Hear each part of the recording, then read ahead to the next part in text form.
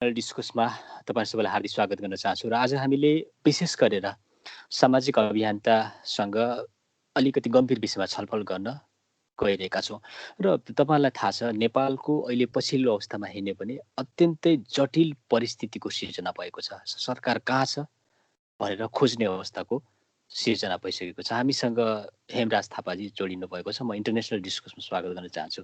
नमस्कार सर। धन्यवाद। नमस्ते। हजुर, हेमराजजी तपाईँ आफै अत्यन्तै अहिले देशको हरेक ठाउँ गइराख्नु भएको छ होइन, र स्वास्थ्यको अवस्था हेर्ने भने मान्छेहरू अक्सिजन बिना मरिराख्नु पर्ने त्यो बाध्यात्मक अवस्था सिर्जना भएको छ। यो दुःखलाग्दो कहाली लाग्दो घटना तपाईँले आफ्नै अगाडि त देख्नु भएको छ। सरकार कहाँ छ आज? म यो प्रश्न धेरै मिडिया मार्फत सोधिरहेको छु। धेरैले सरकारको कुरा गर्नुहुन्छ। हजुर, म भन्छु नेपालमा सरकार नै छैन। सरकार इज डेथ। सरकार मरिसक्यो। पशुपति आर्यघाटको किनारातिर जुन कोभिडले ज्यान गुमाएकाहरूको चिता जलिरहेको छ, त्यो ठाउँमा आज सिंहदरबार र बालुवाटारका सपनाहरू जलिरहेका छन्। अथवा हामीले मत हालेर जिताएका, हामीले जनताले भोट दिएर जिताएका, जसले नेपाली जनतालाई सपना बाँडे, जसले नेपाली जनतालाई यो भनेर ढाँटे कि हामी तिमीहरूलाई उच्च ओहदामा राख्नेछौँ वा देशको विकास गर्छौँ भनेर भने, ती चिताहरूमा, ती ठाउँहरूमा चाहिँ होइन, ती ठाउँहरूमा आज चिताहरू कोभिडबाट ज्यान गुमाएकाहरूको चिता जलिरहेको छ। त्यो ठाउँमा सिंहदरबार र बालुवाटार भित्र बस्ने शासकहरू जलिरहेको म देखिरहेको छु। त्यसकारण नेपालमा सरकार छ भनेर अब कम्तीमा हामी चाहिँ भन्न सक्दैनौँ। ओके, हेमराज थापाजी, जस्तो तपाईँ हामी हेरिरहेका छौँ होइन, संयुक्त राज्य अमेरिकामा केही समय अगाडि डोनाल्ड ट्रम्पले सरकार चलाइरहेका थिए। दोस्रो कार्यकाल उहाँले खान नपाइकन उहाँलाई तह लगाइदियो त्यहाँको जनताले। त्यो बेला तपाईँ आफै पनि भन्नुहुन्थ्यो अमेरिकामा जस्तो किसिमको कहाली लाग्दो एउटा घटना त्यो बेला अमेरिकी जनताले फेस गर्नु पर्यो, त्यस्तै अहिले नेपालमा भएको छ।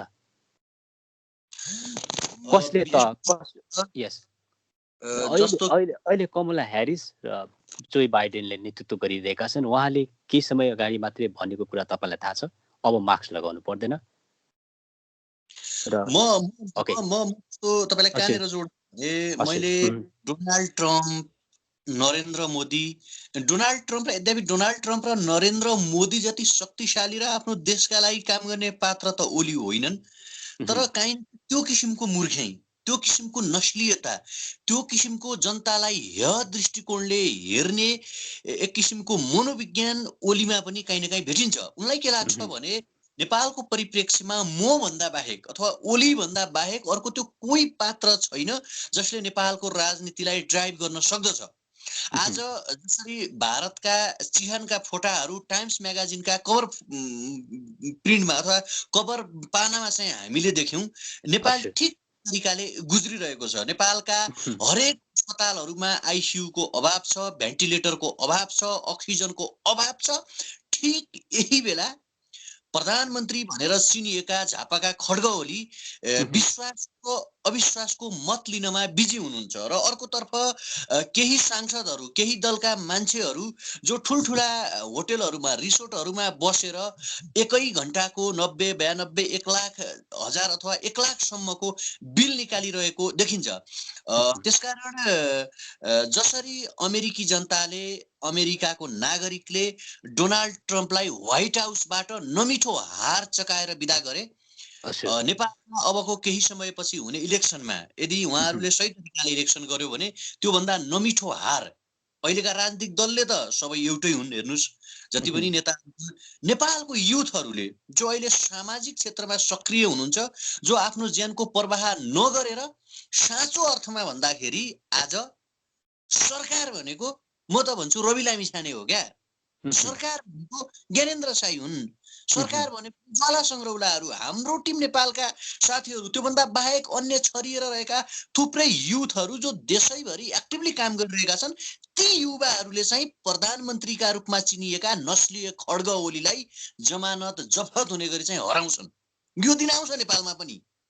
यो पीडा नेपालको नागरिकले अब कम्तीमा पनि बिर्सिने पक्षमा छैन।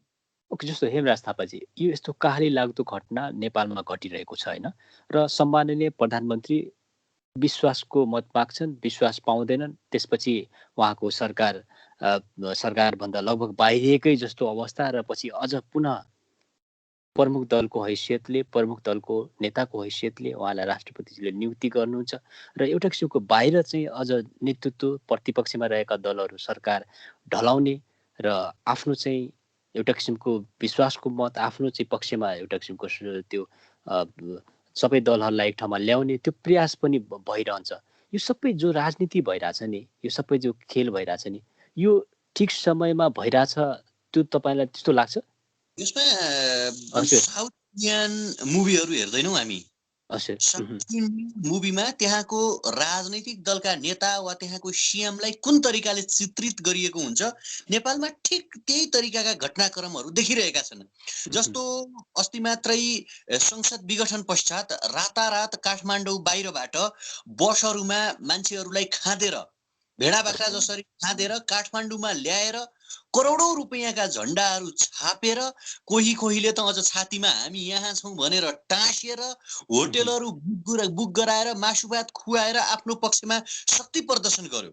जब नेपालमा दोस्रो चरणको लकडाउन अथवा निषेधाज्ञा सुरुवात भयो, कोभिड देखा पर्यो, त्यति बेला काठमाडौँमा विद्यार्थीहरू अल्पत्र परे, एकजना विद्यार्थी पनि घर जान पाएन। त्यो बेला चाहिँ राजनैतिक दलका नेता र तिनका कार्यकर्ताहरू कहाँ थिए? कुन दुलोमा लुकेर बसेका छन्? आज कतिवटा सिलिन्डर अक्सिजनको उहाँहरूले जोहो गर्नुभयो, कति ठाउँमा उहाँहरूले खाना बाँड्नु भयो। आज बहसको कुरामा हुनु पर्थ्यो भने हामीले जनतालाई अक्सिजन कसरी प्रदान गर्ने, जनताको मनोबल कसरी बलियो बनाउने, जनताका सुख दुःखमा हामीले कसरी मलम लगाउने भन्ने विषयमा छलफल हुनु पर्थ्यो। अन्तर्राष्ट्रिय पोलिटिकल डिस्कस, अन्तर्राष्ट्रिय रिलेसनका आधारमा अमेरिकाबाट कति सिलिन्डर अक्सिजनहरू ल्याउने, रातारात हजारौं सिलिन्डर अक्सिजन उत्पादन गर्न सक्ने प्लान्टहरू कसरी निर्माण गर्ने भन्ने विषयमा छलफल हुनु पर्थ्यो। आज छलफल र बहस ठुल्ठुला होटलहरूमा के विषयमा भइराखे भने कसलाई प्रधानमन्त्री बनाउने, कसलाई नबनाउने, कसको पक्षमा मत हाल्ने, कसको पक्षमा मत हाल्ने। जसरी चुनावको बेला हात जोडेर हामी जनताका सेवक हौं, तपाईहरूले जे भन्यो हामी त्यही मान्ने छौं भनेर जनताको घर घरमा गएर मत मागेका सांसदहरू चाहिँ आज कहाँ लुकेर बसेका छन्? चुनावी घोषणा पत्रमा उहाँहरूले के लेख्नु भएको थियो? रक्सी खाएर चुनावी घोषणा पत्र तयार गरिएको थियो वा चाहिँ नशामा चुनावी घोषणा पत्र तयार गरिएका थियो वा के गरिएको थियो? भोलि भोट माग्न जनताको घर दैलोमा कुन मुख लिएर जाने नेपालको संसदहरूले, नेपालका मुख्यमन्त्रीहरूले, प्रदेशका सांसदहरूले, प्रधानमन्त्रीहरूले वा विपक्षी दलका पार्टीहरूले आजको डेटमा, कम्तीमा आजको मितिमा वा कोरोनाको यो महामारीको बेलामा बहस के कुरामा हुनु पर्थ्यो भने नेपालको अर्थतन्त्र बलियो कसरी बनाउने, कसरी जनतालाई अक्सिजन सप्लाई गर्ने, कसरी बढीभन्दा बढी जनतालाई खाद्यान्न उपलब्ध गराउने। कैयौं व्यवसायीहरू आज धराशयी भएर बसेका छन्, कसरी उहाँहरूलाई माथि उकास्नु पर्छ भन्ने विषयमा बहस र छलफल हुनु पर्थ्यो नि त। ठिक त्यसको विपरीत साउथ इन्डियन मुभीका खलपात्रका जसरी रातारात उहाँहरू होटेलमा बस्ने, आफू चाहिँ आलिशान बङ्गलामा बस्ने, करोडौंका चाहिँ गाडीहरू चढ्दै हिँड्ने, अक्सिजनका सिलिन्डरहरू कब्जा गर्ने र तपाईँको चाहिने कसलाई सत्ता फेरबदलमा लाग्नुभयो उहाँहरू त। त्यसकारण जे घटनाक्रम नेपाली राजनीतिमा विकास भइरहेको छ यो गलत टाइममा, गलत सिचुएसनमा र गलत समयमा भइरहेको छ। यसको क्षतिपूर्ति, यसको हिसाब किताब नेपालको युवाहरूले चाहिँ आगामी इलेक्सनमा चाहिँ हिसाब किताब एक एक गरी माग्नेछन् र देखाउने पनि। जस्तो हेमराज थापाजी, तपाईँले भन्यो सांसदहरूले आफ्नो घरतिर लगे होइन सिलिन्डर, अक्सिजनका सिलिन्डरहरू। गङ्गा चौधरीज्यूले त स्पष्टीकरणै दिनुभयो, उहाँले दाङको हस्पिटलको लागि विषयमा बोलिरहेको छैन। नेपाल म तपाईलाई भन्छु, नेपालको कुन चाहिँ प्रधानमन्त्री, कुन चाहिँ मुख्यमन्त्री, कुन चाहिँ सांसद, कुन चाहिँ पार्टीको अध्यक्ष, कुन चाहिँ मेयरको आफन्त, नातागोता र छिमेकी चाहिँ एकजना कोरोना लागेर मरेको छ? कुन चाहिँ मरेको छ? यिनीहरूलाई कोभिड लाग्दाखेरि यिनीहरू नर्भिक हस्पिटलसम्म जाने, महँगा चाहिँ आलिशान हस्पिटलहरूमा बसेर उपचार गर्ने। कहाँबाट पाए त यिनीहरूले अक्सिजन? कहाँबाट पाए भन्नु पर्यो नि त, उहाँले जवाब दिनु पर्यो नि त। एउटा गरिब, एउटा सर्वहारा वर्ग अथवा एउटा सामान्य भुइँ मान्छे अक्सिजन नपाएर छटपटाएर मरिरहेको छ। म त आफै अक्सिजन भर्ने प्लान्टमा गएको छु।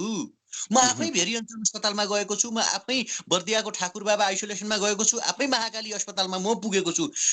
अक्सिजन उत्पादन गर्ने प्लान्टहरूबाट डाइरेक्ट अक्सिजन अस्पतालसम्म जान सकिरहेको छैन। यहाँ कालोबजारी भइरहेको छ र ती हरेकलाई प्रोटेक्सन र संरक्षण कसले गरिरहेको छ भने यिनै नेताहरूले गरिरहेका छन्। त्यसकारण मैले यो गंगा चौधरीको विषयमा मैले बोल्न आवश्यक छैन, उहाँले स्पष्टीकरण दिइसक्नु भएको छ। मैले मात्र जोडेको कुरा के हो भने आजको मितिसम्म कम्तीमा मेरो सुन्नमा यो आएको छैन कि कुनै पनि संसद नेता, मन्त्री, मुख्यमन्त्री, प्रधानमन्त्री, पार्टीको अध्यक्ष, वडा अध्यक्षको आफन्त मान्छे चाहिँ एकाध जना बाहेक कोभिडले मर्यो भन्ने कुरा चाहिँ मैले सुनेको छैन। अक्सिजन पाएनौ भनेर कुन चाहिँ संसदले मेरो मान्छेले अक्सिजन पाएन भनेर सोसियल मिडियामा स्ट्याटस हालेको छ र अक्सिजन सप्लाई गर्ने कम्पनीसँग अक्सिजन माग गरेको छ? ल कुनै एउटा कसैले देखाउन सक्छ? त्यो त हामीले प्रष्ट रूपमा बुझेका छौं नि त। पावरफुल पिपुलहरूले, पावरफुल पर्सनहरूले, अझ पोलिटिकल इलिटहरूले कसरी चाहिँ गरिब निमुखा सर्वहारा वर्गको चाहिँ अधिकार खोसेर आफूले युटिलाइजेसन गर्दा रहेछन्, आफूले प्रयोग गर्दा रहेछन् भन्ने कुरा त हामी हेरिरहेका छौं नि त प्रष्ट। हेमराजजी, अक्सिजनका सिलिन्डरहरू नेताहरूको घरतिर गए, लुटिए। यो चाहिँ नागरिकले पाउनुपर्ने जो थियो राहत त्यो पाउन सकेनन्, त्यो उनीहरूको घरतिर लगे। यो तपाईको दाबी हो? दाबी होइन, रियालिटी हो। होइन भने जवाब दिनु पर्यो भने क्या? संसदको मान्छेलाई कोरोना लाग्दैन, मुख्यमन्त्रीको मान्छेलाई कोरोना लाग्दैन, प्रधानमन्त्रीको मान्छेलाई कोरोना लाग्दैन, पार्टी अध्यक्षहरूलाई कोरोना लाग्दैन, मन्त्रीहरूको मान्छेलाई कोरोना लागेको छैन त उहाँहरू मध्ये कतिजनालाई चाहिँ कतिजनाले भन्यो कि हामीलाई अक्सिजनको अभाव छ भनेर। आज अक्सिजनको अभाव छ को भनिरहेका छन् भने ती मान्छे भनिरहेका छन् जसको कोही पनि छैन, जसले हालेको मतले आज सिंहदरबार र बालुवाटार मस्त मौला मस्ताइरहेको छ, अट्ठास हाँसो हाँसिरहेको छ। आज ती युवाहरू, ती लाखौं युवाहरू जसले विदेशमा बसेर नेपालको अर्थतन्त्र धाने, नेपालका नेताहरूलाई पाले, नेपालको अर्थतन्त्र बलियो बनाए, नेपाली नेताहरूलाई भ्रष्टाचार गर्न दिए, तिनका आफन्तहरू भनिरहेका छन् हामीले अक्सिजन पाएनौं। मैले सुनेको छैन प्रचण्डका आफन्तले अक्सिजन नपाएको कुरा। मैले यो सुनेको छैन कि बाबुराम भट्टराईका आफन्तले अक्सिजन पाएन मर्यो भनेर। मैले यो सुनेको छैन कि प्रधानमन्त्री वा देउबा माधव नेपाल, झलनाथ खनाल वा कोही पनि पात्रका आफन्तहरू अक्सिजन नपाएर मरे भन्ने कुरा चाहिँ मैले सुनेको छैन। त्यसकारण हामी दावाका साथ भन्न सक्छौं यहाँ गरिबका घाँस काटिएका छन्, गरिबका पसिनामाथि मजाक उडाइएको छ, गरिबको जीवनमाथि लात हानिएको छ र तपाईँ हामी जस्ता आम सर्वसाधारण भुइँ मान्छे आवाजविहीनहरूलाई चाहिँ यहाँ चाहिँ तपाईको चाहिँ बलिको बाख्रा बनाइएको छ, बलिको बोका बनाइएको छ। यो कुरा दावाका साथ प्रष्ट तथ्य र प्रमाण सहित, प्रमाणै यही हो, यसको कुनै प्रमाण हुँदैन। नीतिगत संविधानले नै नेपालको प्रधानमन्त्रीलाई, नेपालको नेताहरूलाई चाहिँ जनतामाथि शासन गर, जनतालाई ठग, जनतालाई लुट भन्ने एक किसिमको राइट प्रदान गरेको छ भनेर दावाका साथ भनिन्छ। त्यसकारण नीतिगत रूपमा गरिने भ्रष्टाचार, नीतिगत रूपमा गरिने करप्सन, नीतिगत रूपमा गरिने कुनै पनि क्रियाकलापहरूको कुनै त्यस्तो ठोस प्रमाण हुँदैन। किनकि जब संविधान, जब सरकार, जब प्रधानमन्त्री, जब राष्ट्रपति तहबाट नै त्यो किसिमको करप्सन, त्यो किसिमको भ्रष्टाचार गरिन्छ भने त्यसको प्रमाण त कसले पाउन सक्छ? त्यो तपाईँ हामीले आकलन गर्ने कुरा हो, तपाईँ हामीले अनुमान गर्ने कुरा हो, तपाईँ हामीले जान्ने कुरा हो नि त। दर्शक महानुभावहरू, हामी वेस्ट नेपाल इन्टरनेसनल डिस्कसमा छौँ। यो कार्यक्रम हामी जापानको टोकियोबाट प्रसारण गरिरहेका छौँ। हामीसँग हेमराज थापाजी हुन्छ। हेमराज थापाजी, जस्तो हामीले अहिले फ्रन्ट लाइनर भनौँ न, प्रहरी, सेना, त्यसै गरी डाक्टर हैन र सामाजिक अभियन्ताहरू, स्वतन्त्र व्यक्तित्वलाई देखिरहेका छौँ। युवा नेता भनाउँदाहरू कहाँ गए त? मेरो जवाब छ, मेरो सवाल छ। यो प्रश्नको उत्तर दिनुपर्छ गगन थापाले, जसले युवाको ठेक्का लिएर बसेका छन्। मेरो प्रश्नको उत्तर रामकुमारी झाँक्रीले दिनुपर्छ, योगेश भट्टराई, घनश्याम भुषालहरूले दिनुपर्छ। तपाईहरूको युवा जोश जागर कहाँ गयो? कता हुनुहुन्छ तपाईहरू? कुन दुलोमा लुक्नु भएको छ? होइन भने युवाको नाममा राजनीति नगर, तिमीहरूका पनि दिनगन्ती सुरु हुन्छन्। आज सडकमा को छन्? साधारण पुलिस छ, फ्रन्टलाइनर डाक्टर को छन्, नर्स छन्, सामान्य मान्छे छन्। अनि युवाका नाममा ठुलठुला भाषण गर्ने, ठुलठुला ब्यानर टाङ्ने, ठुलठुला दर्शन छाट्नेहरू आज कुन ठाउँमा लुक्नु भएको छ? मेरो प्रश्नको उत्तर दिन आवश्यक छ। इथिकल प्रश्न गगन थापालाई पनि छ, रामकुमारी झाँक्रीलाई पनि छ, मेरो प्रश्न योगेश भट्टराईलाई पनि छ, घनश्याम भुषाललाई पनि छ। विद्यार्थी संगठनका ऐन महर हुन् वा रञ्जित तामाङ हुन्, रूपनारायण श्रेष्ठ हुन्, अर्का कुनै राजीव समथिङ के हुनुहुन्छ, उहाँ जो कोही होस्, उहाँहरूलाई मेरो आग्रह छ भने तपाईहरूका युवा संघ, तपाईहरूका नेभी सङ्घ, तपाईँहरूका अनेरा सोब्यू, तपाईँहरूका विद्यार्थी सङ्गठन, तपाईँहरूका वाइसिएल, तपाईँहरूका युथ फोर्स, तपाईँहरूका तरुण दल काठमाडौँको अथवा नेपालको कुन चाहिँ क्याफे, कुन चाहिँ तारे होटलभित्र बसेर रक्सी, सुकुटी, अझ जङ्गली जनावरको चाहिँ मासु खाँदै दिन बिताइराख्नु भएको छ? यो प्रश्नको उत्तर दिनु होला। तपाईहरू हामी राजनीतिक दलका कार्यकर्ता हौँ, जनताको सेवा गर्छौँ भनेर नभन्नु होला। उहाँहरूले के भन्ने हो भने हामी दलाल हो। गगन थापाले भन्नु पर्यो म शेरबहादुर देउवाको नोकर हुँ, म शेरबहादुर देउवाको एसम्यान हुँ भन्नु पर्यो जनार्दन शर्माले। अथवा तपाईँको चाहिँ यता आएर के भनेदेखि रञ्जित तामाङहरूले, ऐन महरहरूले, यता पलतिर गएर रामकुमारी झाँक्रीहरूले, योगेश भट्टराई, घनश्याम भुषारहरूले के भन्नु पर्यो भने हामी चाहिँ केपी ओलीका, माधव नेपालका, शेरबहादुर देउवाका दासहरू हौँ, हामी हनुमान हौँ, हामी गुलाम हौँ, हामी गुलामीकरण गर्छौँ, पार्टीको गुणगान भक्तिभाव भन्दा केही पनि गाउँदैनौँ। पार्टीलाई आवश्यक परेका बेला सडकमा काला टेपहरू चिप्काएर हामी चाहिँ निस्किन्छौँ। यहाँ चाहिँ तपाईँको चाहिँ सडकमा जुलुस निकाल्छौँ, झन्डा बोकाउँछौँ, कार्यकर्तालाई मासु भात जति पनि खुवाएर ढुङ्गा हान्न लगाउँछौँ, जिन्दाबाद मुर्दाबाद भन्न लगाउँछौँ। जब कोभिड आउँछ, जब भूकम्प आउँछ, जब महामारी आउँछ, जब बाढी आउँछ, जब आँधी आउँछ, हुरी आउँछ, त्यो बेला हामी ठुल्ठुला तारे होटलभित्र एसी लगाएर जाँड रक्सी खाँदै मजाले आराम गरेर सुत्छौँ। हाम्रो दर्शन, हाम्रो सिद्धान्त भनेको यही हो भनेर उहाँहरूले व्याख्या गर्नु पर्यो, उहाँहरूले विश्लेषण गर्नु पर्यो। र युवाको नाममा युवा भजाउने, युवालाई चाहिँ तथाना आफ्नो के अरे गलत बाटोतिर प्रयोग गर्ने र युवाको नाममा राजनीति गर्न उहाँहरूले बन्द गर्नुपर्छ। होइन भने उहाँहरूले लखेटै पाउनुहुन्छ। अब जस्तो यो अनसिन वारमा हामीले देख्यौँ भ्याक्सिन पुग्थ्यो, समयमै आइपुग्थ्यो, तर ल्याउन सकिने सरकारले। कमिसनको खेल व्यापक भयो। कमिसनको कुरा उठेको छ यहाँ। यो भनेको त अपराध होइन, यो यस्तो यो अनसिन वार हो। एउटा यो महामारीमा चाहिँ यस्तो गर्न मिल्छ, यस्तो गर्न मिल्छ। कुरा के भन्छौँ भने युवाहरूको यस्तो सेवकहरूको जमात निर्माण हुन आवश्यक छ, युवाको यस्तो शासन स्थापना हुन आवश्यक छ जहाँ बाँचेका मरेकाहरूसँग त सरकारको विषय भएन, मरेकाहरूसँग हामी केही पनि भन्दैनौँ। बाँचेका पावरफुल पर्सनहरू जो प्रधानमन्त्री भइसकेका छन्, जो चाहिँ मन्त्री भइसकेका छन्, जो संवैधानिक आयोगका प्रमुख भएका छन्, जति जो बाँचेका छन् आजको डेटसम्म, ती हरेक राजनीतिक दलका नेता र तिनका कार्यकर्ता, तिनका आसेपासेहरूको हरेकको सम्पत्ति छानबिन हुनुपर्छ। त्यो कम्तीमा हामी युवाले नेपालको पोलिटिक्समा नेपालको जनताले पत्यायो भने त्यो हरेकको सम्पत्ति छानबिन हुनुपर्छ। होइन भने कोभिडको इन्जेक्सन किन आउन सकेन त? किन आउन सकेन? यो प्रश्नको उत्तर त दिनु पर्यो नि त। कहाँ अट्कियो? कसले माग्यो? अख्तियार दुरुपयोग अनुसन्धानमा आयोगमा आफ्ना मान्छे नियुक्ति गर्ने, अदालतमा आफ्ना मान्छे नियुक्ति गर्ने, पुलिसमा आफ्ना मान्छे नियुक्ति गर्ने, विश्वविद्यालयमा आफ्ना मान्छे नियुक्ति गर्ने, संवैधानिक आयोगमा आफ्ना मान्छे नियुक्ति गर्ने, अनि मिलाएर भ्रष्टाचार गर्ने, जनताको करमाथि मस्ती गर्ने, अनि जनतालाई चाहिँ भोकभोकै मार्ने, जनताको चाहिँ स्वास्थ्यमाथि खेलबाड गर्ने। सुन्दा पनि लाज लाग्ने कुरा, सुन्दा पनि घिन लाग्ने कुरा गरिरहेका छन्। कोभिडको भ्याक्सिनमाथि चाहिँ करप्सन गर्ने, सिटामोल माथि करप्सन गर्ने, पिपी माथि, मास्क माथी करप्सन गर्ने, लाज लाग्दैन? उहाँहरू हिजो के भनेर पोलिटिक्स गर्नुभएको? जनताको बहुदलीय जनवादका प्रवक्ता हौँ हामी, महान जनयुद्धका नायक हौँ हामी, बीपीको प्रजातान्त्रिक समाजवादका फ्लोर हौँ हामी भनेर उहाँहरू पोलिटिक्स गर्ने, उहाँहरू राजनीति गर्ने।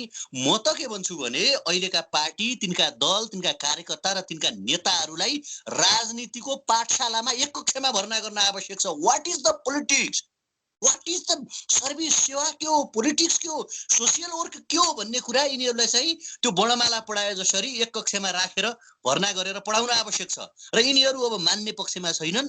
यिनीहरूलाई तह लगाउने एउटै अप्सन हो, त्यो अप्सन भनेको युवाहरूको एकीकृत स्वरूप, युवाहरूको एकीकरण।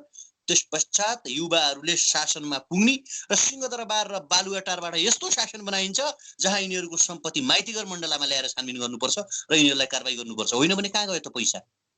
नेपालको बजेट कहाँ जान्छ? नेपालको पपुलेसन जम्मा 3 करोड हो। 3 करोड पपुलेसनमा हरेक नेपाली चाहिँ यहाँ के छ भने स्वाभिमानी छ, हरेक नेपाली चाहिँ मेहनती छ, प्रत्येक मान्छे आफ्नो काम आफै गर्छ। सरकारले त यहाँ कसैलाई पाल्नु परेको छैन, कसैको कोठामा लिएर भात खुवाउनु परेको छैन, कसैलाई चाहिँ चामलका कट्टा दिनु परेको छैन, कसैलाई बेरोजगार भत्ता दिनु परेको छैन भने नेपालको बजेट जान्छ चाहिँ कता? त्यो प्रश्नको उत्तर चाहिँ उहाँहरूले कम्तीमा दिन आवश्यक छ। जस्तो अस्ति भर्खरै मात्रै पनि त्यो बेलाको नेकपा भनौँ, अहिले त आफ्नो दलमा फिर्ता भइसक्यो होइन, त्यो बिउतिसक्यो। त्यो बेलाको आन्दोलनमा पनि करोडौँ खर्च भयो, तर अहिले एउटा किसिमको सामान्य नागरिक खाडीबाट तपाईँको सिलिन्डर ग्यासहरू पठाउनु पर्ने स्थिति बनेको छ। पैसा कहाँ गयो? जुन तपाईँले प्रश्न गर्नुभएको छ त्यो बेला देखियो, अहिले देखिँदैन।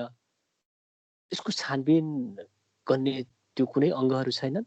अख्तियार दुरुपयोग अनुसन्धान आयोग, संवैधानिक आयोगहरू जुन छन् ती आयोगहरूमा राजनैतिक रूपमा राजनैतिक पार्टीका भरौटेहरू, अझ भन्दा राजनैतिक आशीर्वाद प्राप्त मान्छेहरू नियुक्ति छन्। र हामीले बारबार के भन्ने गरेका छौं भने संवैधानिक आयोग, अदालत, अख्तियार जस्ता निकायहरूमा पोलिटिकली रूपमा अपोइन्टमेन्ट दिनु हुँदैन। त्यो भोलि युवाहरूको सत्ता स्थापना भयो, युवाहरू जनताको सेवक बन्यो भने त्यो कुरा हामी लागू गर्छौं। तर तपाईँ हामीले अघि पनि कुरा जोड्यौं, म अहिले पनि जोड्छु। हिजो आफ्नो पक्षमा सडकमा कोभिड सार्नका लागि हजारौं जनतालाई, निर्दोष जनतालाई, नबुझेका जनतालाई झण्डा बोकाएर हिँड काठमाडौँ हेर्न जाउँ भनेर बसको व्यवस्था गर्ने बेला पैसा आयो है। त्यो पैसा कहाँबाट आयो, कसरी आयो, त्यसको त कुनै लेखाजोखा, ट्रान्सपेरेन्सी, पारदर्शिता छैन नि त। तर आज काठमाडौँबाट विद्यार्थीले हामी यहाँ बस्न सक्दैनौँ, घर जान्छौँ भन्दाखेरि एउटा बस रिजर्भ गर्न सक्दैनन्। हाम्रा मान्छेहरू मर्दैछन्, अस्पतालमा हामी छटपटाइरहेका छौँ, शैय्यामा छौँ। लौ न हजुर 2-4वटा सिलिन्डर अक्सिजन दिनु पर्यो भन्दाखेरि 1 सिलिन्डर यिनीहरू अक्सिजन दिन सक्दैनन्। यिनीहरू 250 ml सेनिटाइजर दिन सक्दैनन्। एउटा 10 रुपैयाँ 5 रुपैयाँमा आउने मास्क दिन सक्दैनन् भने यिनीहरू राजनीति कसका लागि गर्दा रहेछन् त? पोलिटिक्स कसका लागि गर्दा रहेछन् भन्ने कुरा त नेपालको जनताले बुझ्न आवश्यक छ नि। त्यसकारण इथिक्सहीनहरूबाट, चरित्रहीनहरूबाट, पतनको बाटोमा गइसकेकाहरूबाट, नैतिकहीनबाट, अझ भन्दाखेरि हरामी वा तस्कर, दलाल, माफियाहरूबाट चाहिँ नीतिको राजनीति, इथिक्सको राजनीति, विचारको राजनीति, सेवाको राजनीतिको परिकल्पना गर्नु र आश गर्नु बालुवामा पानी हाल्नु हो। यिनीहरूलाई त ठुलो चाहिँ एउटा 50-60 बिघामा ठुलो एउटा जेल निर्माण गरेर पहिला हिटलरले ग्यास च्याम्बरमा हालेर मार्थे, भलै म त्यसको विरोधी हो, यहुदीहरूमाथि उनले त्यो प्रयोग गरे। तर यस्ता किसिमका मान्छेहरूलाई त्यहाँभित्र राखेर माथिबाट यिनीहरूलाई चाहिँ नेपाली जनताले चाहिँ ग्यास हालेर चाहिँ तडपाउनु पर्ने चाहिँ त्यो किसिमको वातावरण पनि निर्माण गर्नुपर्छ। कहाँ तपाईँ चाहिँ भनिरहेको कि यिनीहरूले चाहिँ कहाँ त्यो गर्न सकेनन्, ट्रान्सपेरेन्सी हुन सकेनन्, यो भन्ने कुराहरू यिनीहरूबाट यो सम्भवै छैन। जस्तो अब हामी अहिलेको कार्यक्रमको अन्त्यतिर पनि छौँ। तपाईँ आफै पनि प्रत्यक्षदर्शी, आफै फ्रन्ट लाइनमा काम गर्दै हुनुहुन्छ होइन, ज्यानको बाजी राखेर। उपत्यकादेखि तपाईँ महेन्द्रसम्म पुग्नुभयो। यो बिचको दृश्य तपाईँको आँखामा कैद छ होइन, मन र मस्तिष्कमा त धेरै कुराहरू खेलिरहेको छ। बताइदिनु न कस्तो छ अवस्था? हेर्नुहोस्, म आफै कहाँ पुगेँ भने भेरी हस्पिटलमा म पुगेँ। भेरी हस्पिटलको आइसोलेसनसम्ममा पनि पुगेँ। म ठाकुर बाबा आइसोलेसनसम्ममा पुगेँ। जनतालाई जबरजस्त तरिकाको डर पैदा गरिएको छ। मेरो हकमा भन्नुहुन्छ भने मैले भ्याक्सिन पनि लगाएको छैन। यद्यपि म युज गरेको थिएँ, मैले मास्क युज गरेको थिएँ, पन्जाहरू युज गरेको थिएँ। सबैभन्दा ठुलो कुरा साइकोलोजी, मनोवैज्ञानिक रूपमा नागरिकहरूलाई एकदम धेरै टर्चर दिएको छ। टर्चर कसरी दिएको छ भने हस्पिटलहरूमा अक्सिजन सप्लाई हुन सकेको छैन। जस्तो अक्सिजनहरू डिलर थ्रो मार्फत यहाँ सप्लाई भइरहेका छन्।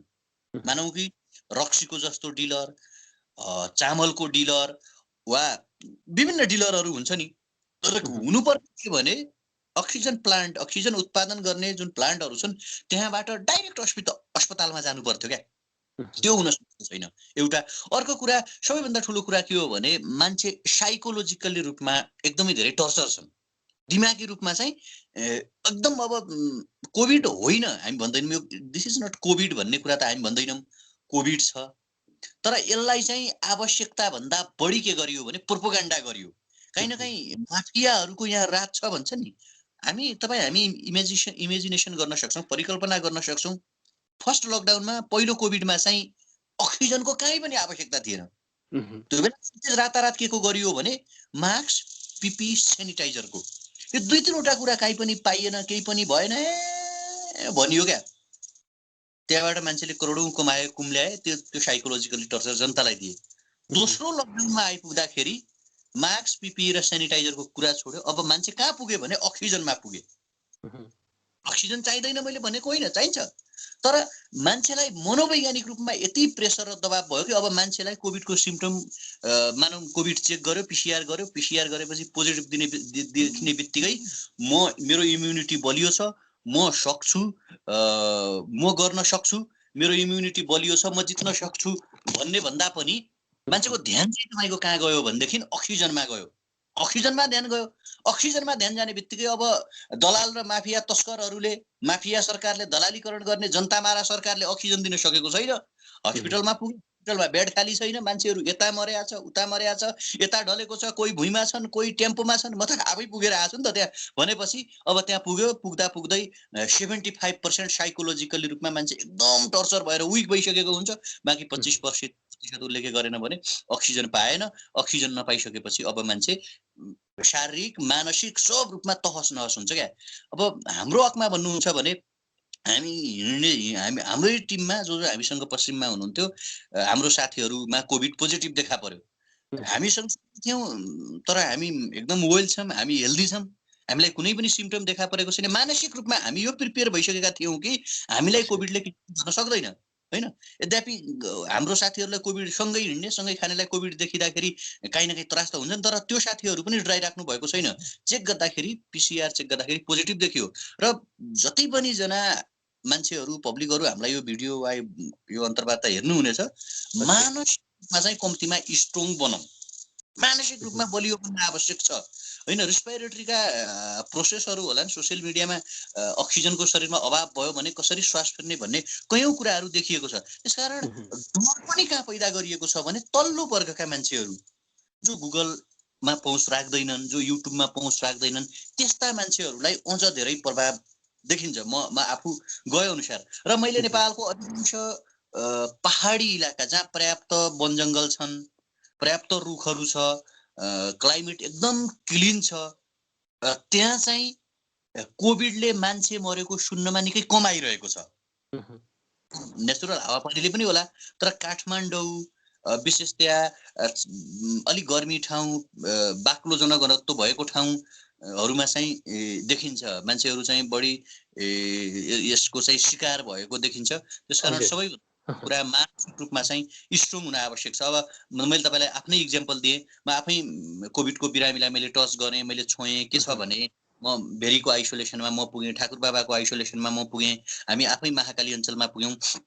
भनिसकेपछि हरेक क्षेत्रमा हेर्दाखेरि मानसिक रूपमा पनि बलियो हुन आवश्यक छ। यद्यपि लामो समयदेखि रेस्पिरेटरी प्रब्लम भएका वा डायबिटिज प्रब्लम भएका, उच्च रक्तचाप लगायतका कयौँ त्यस्ता जनतालाई अथवा त्यस्ता नागरिकहरूलाई इफेक्ट चाहिँ गर्ने गरेको छ। फेरि यसको मतलब यो होइन कि सरकारले अक्सिजन नै पुगाउनु हुँदैन, बेड नै बनाउनु हुँदैन, सब मानसिक रूपमा बलियो हुनुहोस् चाहिँ म भन्दिनँ। तर काहीँ न काहीँ 50% चाहिँ मलाई केही पनि हुँदैन, आई क्यान विन भन्ने मनोभावना चाहिँ पाल्नुपर्छ जस्तो चाहिँ मलाई लाग्छ।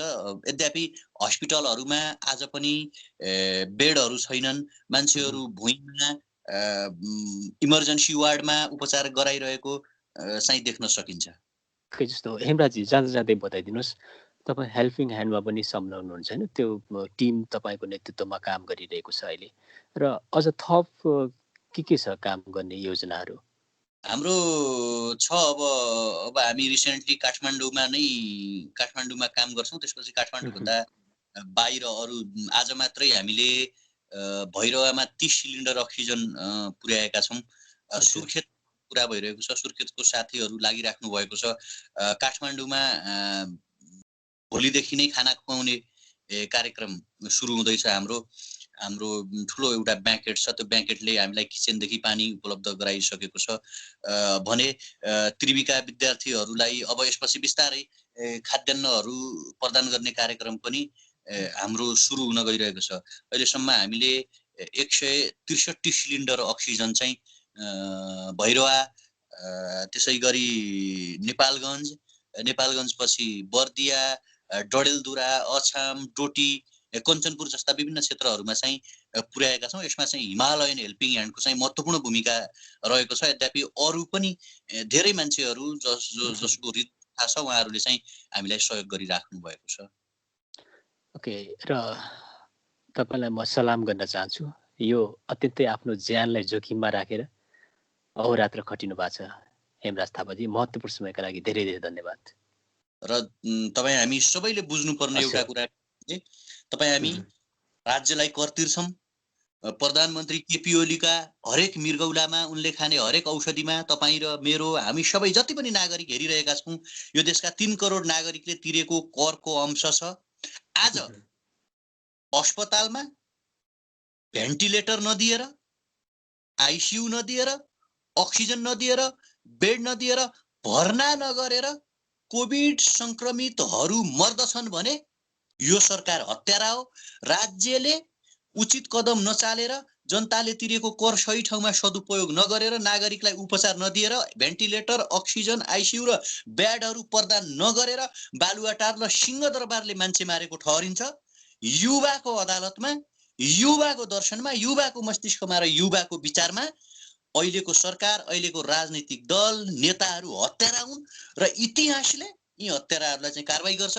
यो निर्ममतापूर्वक तपाईँ हामीले भन्नै पर्छ। अक्सिजन नपाएर, बेड नपाएर, आइसियु नपाएर, भेन्टिलेटर नपाएर यदि मान्छे मर्दछन् भने त्यो त राज्यले गरेको हत्या हो नि त। राज्यले जानाजान गरेको, जानी गरेको हत्या हो नि त। थाहा पाई गरेको हत्या हो। किन राज्यले चाहिँ राज्यको बजेट 35 करोड रुपियाँ करप्सन गर्न सक्ने, कोरोनाको नाममा लाखौं रुपियाँ करप्सन गर्न सक्नेले किन अक्सिजनहरू चाहिँ प्लान्टहरू स्थापना गर्न सकेन? किन इमर्जेन्सी हस्पिटलहरू निर्माण गर्न सकेन? किन चाहिँ भेन्टिलेटरहरू जनतालाई प्रदान गर्न सकेन? त्यसकारण सरकारले नागरिकको हत्या गरिरहेको छ। इतिहासले भोलि तपाईँ हामी नेपाली जनताले पत्याउने बनाउँछौँ हामी र इतिहासले निर्मम तरिकाले वर्तमान सरकार, वर्तमान राजनीतिक दल र तिनका नेताहरूलाई कारबाही गर्छ। यसका लागि उहाँको कार्यकर्ताहरू हेरिराख्नु भएको छ भने हामीलाई यो भिडियो चाहिँ तपाईको प्रधानमन्त्रीलाई देखाइदिनु होला। अरु कुनै कांग्रेस, माओवादी, जसपा, एमाले जो पार्टी छन् त्यो पार्टीका अध्यक्षहरूलाई पनि देखाइदिनु होला। तपाईहरू राजनीतिक दलका नेता भएको अवस्थामा जसरी जनता मारेर राख्नु भएको छ, भोलि युवाले चाहिँ तपाईहरुलाई कारबाही गर्छन्। र तार्किक, महत्त्वपूर्ण र सोच्नै पर्ने आफ्नो विचार राखिदिनु भयो। पुनः धन्यवाद दिन चाहन्छु। दर्शक महानुभावहरू, आजको हाम्रो प्रमुख गेस्ट हुनुहुन्छ अत्यन्तै चर्चित सामाजिक अभियन्ता हेमराज थापाजी। र आजको यो बहस हेरिसकेपछि हामीलाई तपाईको प्रतिक्रिया पनि चाहिन्छ। त्यसका लागि तपाईहरुले voicnepal@gmail.com र त्यसैगरी svtamraka.voicnepal@gmail.com मा पठाउन सक्नुहुनेछ। voice नेपालको केन्द्रीय कार्यालय क्यालिफोर्निया, त्यसैगरी हाम्रो दोस्रो केन्द्रीय कार्यालय नामनगर काठमाडौँ हो। कार्यक्रम जापानको टोकियोबाट प्रसारण भइरहेको छ। म svtamraka, हेमराज थापाजी, हामी दुवैजना बिदा चाहन्छु। नमस्कार। Thank you so much हेमराजजी।